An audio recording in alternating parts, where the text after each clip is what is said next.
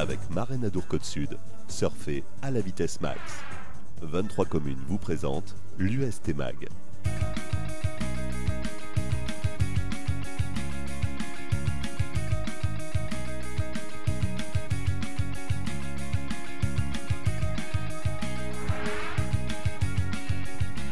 Bonjour, bienvenue dans UST Mag, le magazine de l'Union Sportive Thyrossaise. Nous sommes sur le stade de la Fougère pour une émission spéciale présentée par Marraine Adour Côte Sud avec bien beaucoup de monde autour de cette table après la demi-finale de l'Union Sportive Thyrossaise face à Béziers.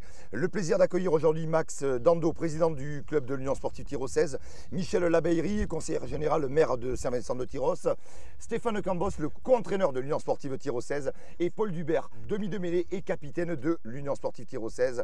Tout ce petit monde qui va réagir et revenir un petit peu sur le match avec Nicolas Mazas, manager général, qui viendra aussi nous retrouver tout au long de cette émission. Alors, Max Dando, président, on est maintenant à 2 jours après cette défaite. Comment vous êtes maintenant? Est-ce que la pression et on va dire cet énervement qui vous avait envahi dimanche est retombé? L'énervement est retombé, certes, mais il y a quand même un sentiment d'amertume qui subsiste. On le comprend, Madame Labeillerie? Même chose pour moi, un sentiment de tristesse encore aujourd'hui, malgré les 2 jours passés, mais la tristesse parce que quand on est sur le stade et que l'on vit ce que l'on a vécu dimanche, on ne peut que regretter malheureusement. Effectivement, on va d'ailleurs y revenir de suite sur ce qui s'est passé durant la première mi-temps de ce match entre l'Union Sportive Thyrossaise et l'équipe de l'AS Béziers. Retour sur la première mi-temps. Alors cette première mi-temps, Stéphane et Paul, comment s'est-elle passée? Il y avait quand même une domination de l'équipe thyrossaise. Oui, tout à fait, puisque de toute façon on a assez rapidement pris le score, même si malheureusement on a encaissé une première pénalité en tout début de match. Mais après on a su, on va dire, reprendre la main, être performant dans les fondamentaux, marquer des points et donc se mettre dans les meilleures conditions pour aller chercher ce qu'on voulait aller chercher tout simplement. Paul, on voit une équipe Biterrosse qui a essayé quand même de mettre de la puissance au niveau des avants. Tyrosse, on sait, c'est son point fort, devant a bien résisté. Je pense qu'on a fait mieux que résister en première période. On a vu au match aller, on avait été un peu bousculé, notre pack a été un peu bougé. Je pense que le début de deuxième mi-temps a vraiment montré que notre pack a pris le dessus, malgré quelques mouvements d'envergure qui n'ont pas porté ses fruits. Mais on a fait du bon travail dans la semaine et ça se voit sur ces images et en première mi-temps. Et on voit une équipe thyrossaise qui connaissait de peu. Vous avez toujours essayé de mettre du rythme, même si les Biterrois avaient ouvert le score, mais vous avez quand même tenu ce match et pris l'ascendant en première mi-temps. De toute façon, on savait que sur un match de qualificatif comme ça, il fallait prendre le score et distancer cette équipe de Béziers le plus possible pour pas qu'ils restent dans le match et qu'ils prennent confiance. Donc je pense que c'est ce qu'on a bien fait. Peut-être qu'on n'a pas fait marqué assez de points en première mi-temps, donc ce qui nous a joué des tours par la suite. Et avec toujours cette équipe de Tyrosse, conquérante au niveau des avants, même si Béziers c'est quand même une demi-finale, une grosse équipe qui joue quand même comme vous le titre et l'accession. Oui, on le voit sur les images, je pense que avec un groupe soudé comme on l'avait sur ces images, je pense qu'on aurait pu avancer, on marque cet essai et qui aurait pu nous permettre d'aller en finale. Mais bon, on verra par la suite que ça n'a pas suffi. Stéphane, avec Christophe Amassé, qu'est-ce que vous dites aux joueurs à la mi-temps pour bien sûr qu'ils ne se démobilisent pas? On leur dit surtout qu'on a gagné la première mi-temps, qu'on est exactement dans le scénario qu'on avait imaginé, et puis qu'il nous suffisait de continuer, d'enfoncer le clou dans cette logique-là. Et d'ailleurs, la suite du match nous a donné raison jusqu'à la 83e minute.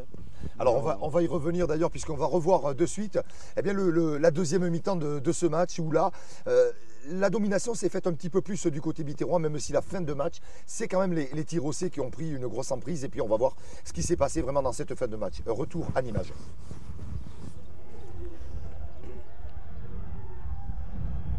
Les Biterrois qui pouvaient là aussi d'entrée tuer le match, Paul, mais quand même grosse défense. Et puis votre action, là vous jouez en défense le 1 contre 2 et vous avez le dessus.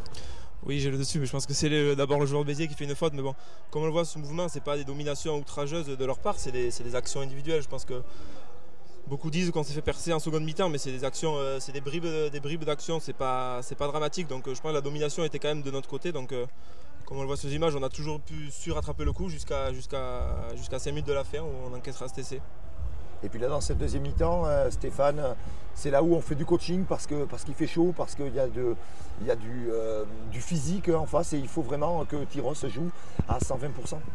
Ouais, mais du coaching, il y en a eu tous les matchs, donc ça fait partie aussi de nos forces. On a un groupe très large. Voilà, donc nous, le coaching, il est directement intégré. Bon, c'est vrai qu'on a perdu pas mal d'expérience avec la sortie de Nico Lafitte et de Guillaume Auguste conjugués. Bon, c'est sûr que ça nous a sûrement posé problème. Et puis Béziers aussi qui a joué son va-tout et donc nous a mis un peu plus en difficulté. Et là, voilà, on est sur l'action de fin de match. Et là, on croit un instant, Paul. Vous êtes à quelques secondes du bonheur. Vous vous apprêtez à taper la pénalité en tant que capitaine. Qu'est-ce qui se passe dans la tête? Vous vous concentrez derrière l'arbitre, revient sur cette décision, ça va être terrible. Moi personnellement, le geste que est signalé de Romain Friand, je ne l'ai pas vu, donc j'étais prêt à taper cette pénalité jusqu'à que je voie l'arbitre de touche tendre son drapeau. Donc sur les images, on voit qu'il y a quelque chose, mais franchement ça reste du rugby, c'est de l'engagement pour une demi-finale, donc il n'y a pas lieu de sanctionner cette faute. Donc. Oui, j'étais prêt à la taper, l'histoire dira jamais si je l'aurais mise ou pas, mais bon, j'aurais préféré la rater que ça se finisse comme ça. Ah, c'est certain que là, c'est cruel, c'est terrible, mais lorsqu'on voit ces images, et puis c'est long cette attente, et là, la délivrance, on va dire, des Biterrois, Stéphane, et on imagine vous êtes abattu sur le bord du terrain.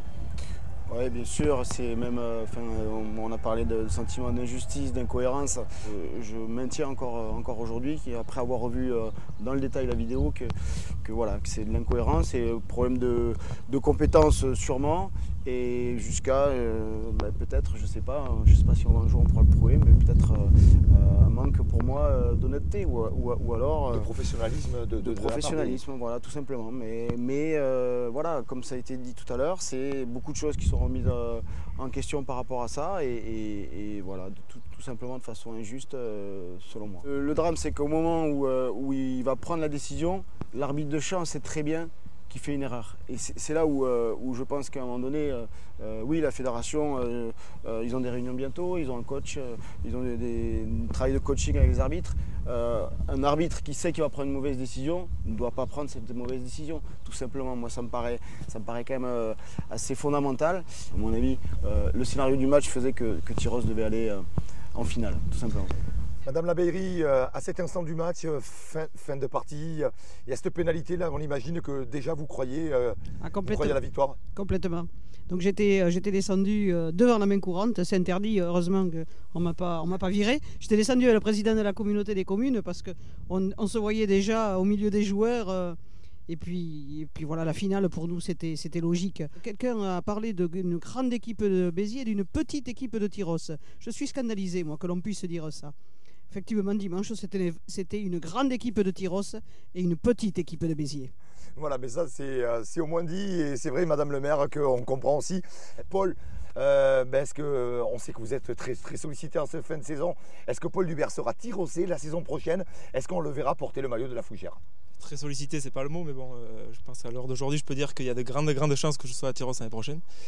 Dans les contacts que j'ai eus dans la région pas très loin d'ici ne sont plus d'actualité, donc il y a de grandes chances que je sois à Tyros et comme je me suis permis de le penser depuis la fin du match, on a mis 3 ans pour passer les huitièmes de finale, enfin les barrages.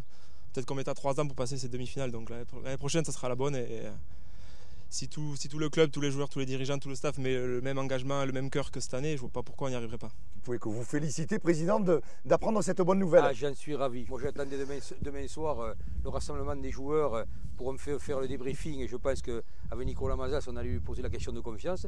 Je suis heureux de l'apprendre et je suis sûr que dès ce soir ça sera sur le site parce que c'était vraiment le sujet d'actualité. En dehors de cette fameuse pénalité retournée, il y avait aussi que va faire Paul l'an prochain. Maintenant on le sait et c'est très très bien pour Tyros parce qu'il ne faut pas que Tyros se démobilise. Il y a encore une année à venir et comme vient de le dire Paul, je pense que s'il faut mettre 3 ans ou 4 ans, eh bien on mettra 4 ans, mais on sera champion de France et on montera en Pro D2. Et sachez que Président, avec à la fin du match, même s'il y avait de la déception du côté tyrossais, eh bien on a rencontré quelques joueurs qui se sont exprimés et on sait qu'il y a toujours envie de revanche. On écoute ce qui s'est dit à la fin de cette rencontre entre Tyros et Béziers. Ben oui, on mène tout le match de plus de 4 points et après un essai, je sais pas, 10 minutes je crois de la fin. Et à la fin, on a la possibilité de mettre une pénalité qui est retournée, je sais pas trop pourquoi, il faudra voir à la vidéo. Là, c'est dur quoi.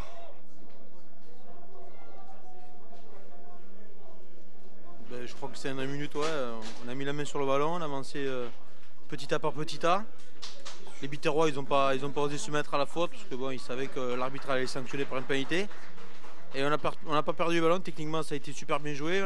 3 fois on se relève, on se regroupe, on fait 2 ballons portés, au 3e il nous siffle et puis je sais pas, une faute. Il y a tellement de fautes des fois qui sont pas sanctionnées dans un match et là, je sais pas, ça reste que du rugby certes, mais je viens de foutre en l'air, je sais pas, 30, 40, 50, 6000 personnes là et voilà. Là, je connais les valeurs de Tyros, j'espère que de tout cœur ils vont rebondir et que vraiment l'année prochaine soit la bonne. Quoi. Voilà. C'est quand même très frustrant. C'est comme ça, mais bravo aux Tyrossais et j'espère qu'ils vont y arriver. J'espère vraiment qu'ils vont y arriver. Voilà. 10 minutes après, calmé.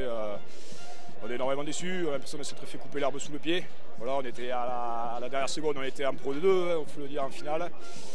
Malheureusement, une faute, bon, l'arbitre, voilà, il a eu les coronesses, on va dire, de la siffler. Et voilà, c'est vrai que c'est dommage que les petits clubs, on va dire, entre guillemets, parce que je pense qu'on a montré qu'on était un gros club aujourd'hui, en tout cas une grosse équipe. Et voilà, on ne nous aide pas beaucoup, mais c'est pas grave, on va repartir, encore une fois. Voilà donc ce qui s'est dit à la fin de cette rencontre, les réactions de certains joueurs.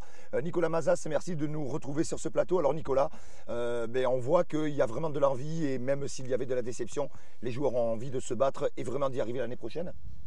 Oui, bien sûr, il faut absolument qu'on relève la tête, malgré cette énorme plaie qui est ouverte et qui aura, je pense, du mal à se refermer. On est obligé de repartir et on va le faire de la meilleure façon possible avec le nouveau staff et avec ce groupe de joueurs. Tyros a montré que c'était une très grande équipe. Tout à fait, c'est la confirmation de la saison dernière. C'est une magnifique saison. Je félicite tous les acteurs de cette saison, sportifs et administratifs. Voilà, c'est vraiment la confirmation. On a atteint notre objectif qui était de faire au moins aussi bien. On n'a pas atteint celui de gravir la marche supplémentaire, mais j'espère de tout cœur qu'on y arrivera dans les années à venir. Madame le maire, c'est quand même fabuleux lorsqu'on est premier magistrat de voir ce stade de la Fougère aussi bien garni. C'était une fête magnifique, le stade magnifique, un travail de collaboration entre l'UST Rugby et la ville de Tyros et les villes qui sont dans la communauté de communes qui nous ont donné un coup de main. Donc moi aussi personnellement, je remercierai tous les acteurs de l'organisation de cette magnifique journée. Max Zando, c'était quand même une belle fête et partout, tout le monde était vraiment derrière Tyros. Fort de quand même 450 licenciés, vous vous rendez compte, dans un village comme ça, je trouve que c'est formidable. Et puis il y a une unité, il y a vraiment, je le sens, moi je suis à tous les entraînements, je veux dire, les garçons sont agréables, il n'y a pas de notion de ceci ou de cela, c'est un esprit de camaraderie. Et ça, je veux dire, c'est la force, c'est notre force. Et je pensais que l'on gagnerait ce match justement sur l'envie et la camaraderie. Le sort, on a décidé autrement, malheureusement. Et la camaraderie, président Dando, elle n'est pas que sur le terrain. Vous allez voir qu'au niveau des supporters, il y avait aussi beaucoup de joie, beaucoup d'engagement. On suit la journée avec les supporters.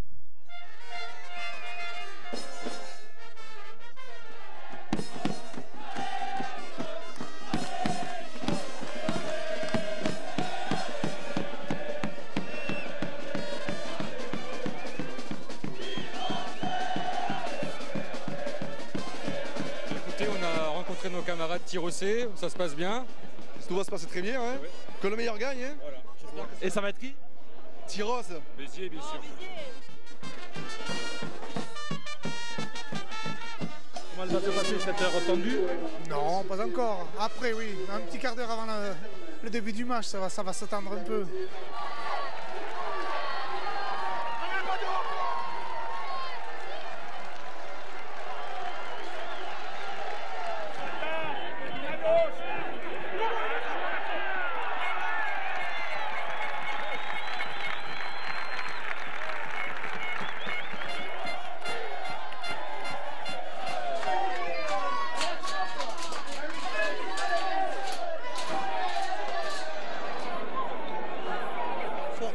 préparation de Tyros au niveau de tout ce qui est mêlé et molle portée, au détriment qu'on pensait que Béziers aurait été beaucoup plus fort à ce niveau-là. Donc je pense qu'ils ont fait une grosse préparation dans ce combat-là. Donc c'est ce qui leur permet pour le moment à la mi-temps d'être à 11-6 en ayant fait pratiquement tout le jeu. Et que Béziers, eux, jouent au pied pour avancer. Donc peu de jeu de leur part. C'est pas mal, mais ils ont un peu trop joué en fait. Ils auraient mieux fait de taper loin devant et de garder le score. Parce que prendre 3 points à la fin d'après mi-temps, c'est un petit peu bête, quoi. S'ils perdent de quelques points à la fin du match, ça sera à cause de là.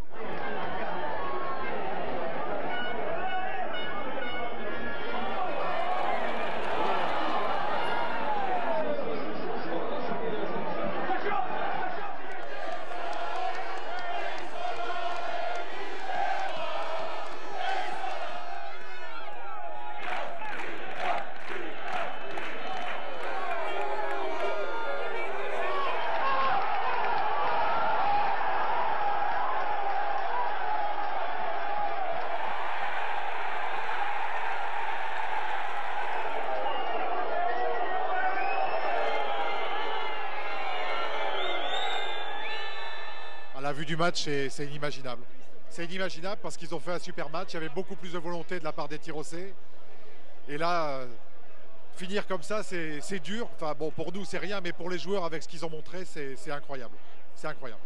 On était tellement pris par la fin, là, on était tellement sûr que ça allait bien se passer que j'ai pas exactement vu la faute, mais la déception, elle est tellement grande, là, c'est vraiment inimaginable. J'ai un peu de mal. Je suis complètement stupéfait. D'abord, je ne comprends pas. L'arbitre siffle une pénalité. Puis tout d'un coup, avec beaucoup de temps de retard, l'arbitre de touche intervient, inverse la pénalité. C'est incompréhensible. Et Tyros méritait amplement de gagner. Cette dernière pénalité aurait dû le confirmer. Nous sommes déçus, amers pour l'équipe de Saint-Vincent de Tyros. Madame Labeyrie, on imagine que avant cette demi-finale, vous aviez déjà un petit peu anticipé. Des engagements avaient été pris d'augmentation de la subvention, en premier lieu, pour la ville et pour la communauté des communes. Et ensuite, des aménagements, bien sûr, vont continuer, hein, puisque nous avons un investissement de 120 000 € sur refaire l'électricité du stade municipal. Les travaux vont avoir lieu pendant ces vacances. Nous allons faire une cabine de presse. Et puis ensuite des aménagements que nous avons faits par nos propres services en régie. Et puis après cette mauvaise semaine, nous allons faire un débriefing avec le président et ses collaborateurs pour voir exactement pour la rentrée ce que l'on peut améliorer. Mais sachez d'ores et déjà que la ville et la communauté des communes sont bien sûr derrière notre club fétiche. C'est vrai qu'un club comme nous, ça manque un petit peu de bénévoles et sans le soutien de la ville et des services techniques, on ne pourrait pas organiser des journées comme on a organisé dimanche. Effectivement, on ne peut pas recevoir 8000 personnes, il faut encadrer tout ça, ça demande beaucoup de travail et c'est vrai que la ville de Saint-Vincent-de-Tyros et la communauté des communes sont très présents à nos côtés. Eh bien, nous allons vivre la journée des joueurs de l'Union sportive tyrossaise avant cette demi-finale.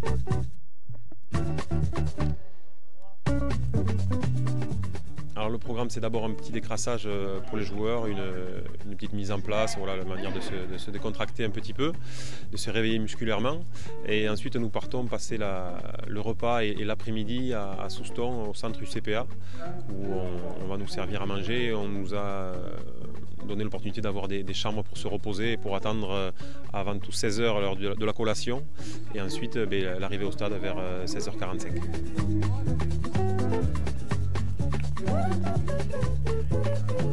On vient d'assister à un réveil musculaire en fait. C'est deux approches, voilà, approche physique, mais bon, sans une grosse dépense énergétique. C'est surtout pour se retrouver, pour un petit réveil musculaire et aussi l'aspect psychologique, réviser les combinaisons, se faire plaisir, se retrouver tous ensemble.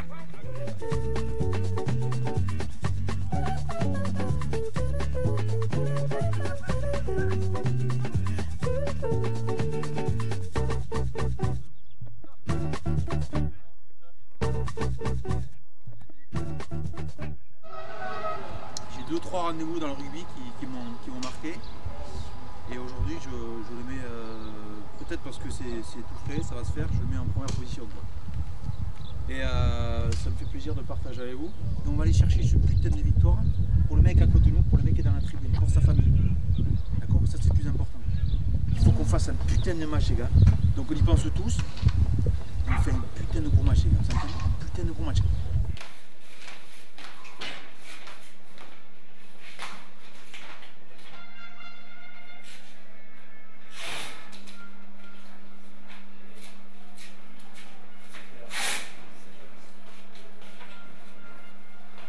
Je pense que l'essentiel de ma mission, elle est faite. Après, bien évidemment, pendant le match, j'ai pas mal de choses à réguler. Mais honnêtement, non, on va dire à 90%, mon job est fait. Et puis ensuite, ils ont surtout besoin de se retrouver ensemble, de se projeter eux dans leur performance. Et puis le rôle d'entraîneur, quoi qu'on en dise, il devient un petit peu secondaire. C'est un enfer ici, un enfer on le fait vivre. Je vous jure, hein, on les fait échapper. Hey, regardez, on part en courant d'ici, échapper. Hey, On saute dans celui-là, hein. On y saute dedans, hein, dans ce train. Vous commencez à s'y agacer un peu, les gars. Du classique, rien d'extraordinaire. Il y a plus de férocité, plus d'engagement, plus de rythme. Nico. Allez, c'est bon ça, hein. Ça monte, allez!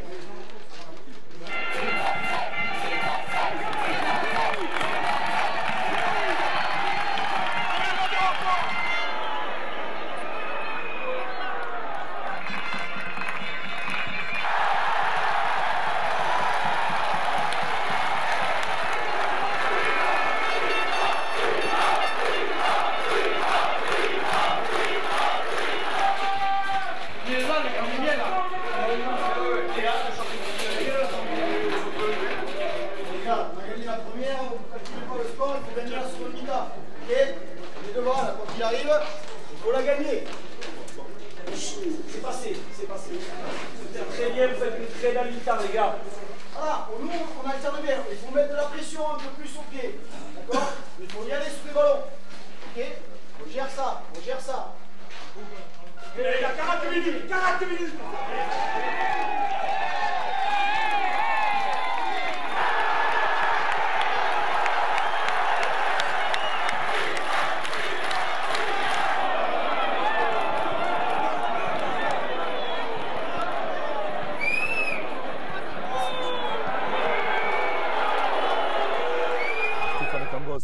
Sans moustache pour ce magazine, vous allez vous retrouver avec les joueurs. Comment vous allez essayer de garder cette ambiance de groupe?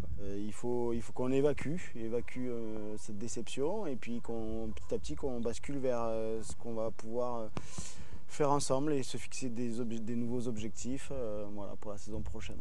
Alors Nicolas, on imagine que le président dont travaille, le manager général, dont les co-entraîneurs avec Yannick Damour, donc qui remplace Christophe Amasek, tout ce monde va se mettre au travail très vite. Voilà, on se voit demain avec Stéphane, avec Yannick, avec Christophe Damien pour essayer d'établir un planning de reprise et on va essayer de discuter de quelle manière on va parler avec les joueurs pour les remotiver. On arrive au terme de ce magazine, Madame Labeyrie.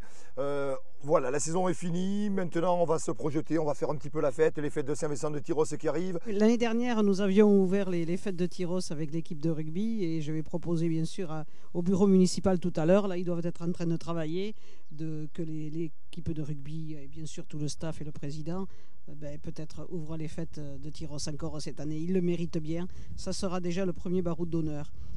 Eh bien, merci beaucoup. Merci Max Dando, merci Michel Labeyrie, merci à vous les sportifs, Nicolas Mazas et Stéphane Cambos. C'était un réel plaisir de partager ce magazine avec vous grâce à Marraine Adour Côte-Sud. Merci à l'Union Sportive Tyrossaise pour cette très belle saison et attendons bien sûr la prochaine saison qui sera sûrement avec autant de soleil que nous avions aujourd'hui sur le stade de la Fougère. Et je croise les doigts, l'accession en Pro D2.